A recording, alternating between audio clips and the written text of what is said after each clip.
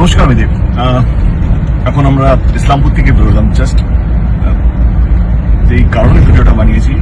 ইসলামপুর হচ্ছে আমাদের মালদায়, যারা মালদার বাইরে, মালদা বলছি, নর্থ বেঙ্গলে, যারা নর্থ বেঙ্গলের বাইরে তারা ভাবছেন হয়তো ইসলামপুর কথা। আমি এখানে বিধানসভার প্রচারে এসেছিলাম না, এবং কানাইয়ালাল আল্লাহের জন্য প্রচারে এসেছিলাম।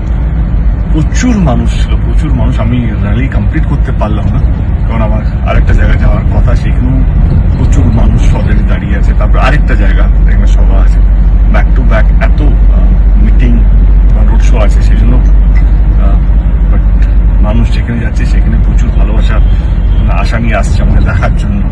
আমি খুব দুঃখিত, আমি পুরো মানে আমার হিসেবে র্যালিটা পুরো করেছি, কিন্তু মানুষ 10 কিলোমিটার 12 কিলোমিটার লম্বা লাইন লাগিয়ে গাড়িতে আসার সময় দেখছিলাম প্রচুর মানুষ এখন আশা নিয়ে বসে আছে কি আমি আসবো হয়তো। আমি দুঃখিত, আমি ক্ষমা চাইছি কি আমি পুরো র্যালিটা আপনাদের কাছে অবধি পৌঁছতে পারলাম না, কিন্তু কথা দিচ্ছি কানাইয়ালাল বাবু জেতার পর আবার আসবো বিজয় মিছিল করার জন্য। ভালো থাকবেন, সুস্থ থাকবেন, এবং এই গরমে নিজেদের লক্ষ্য রাখবেন।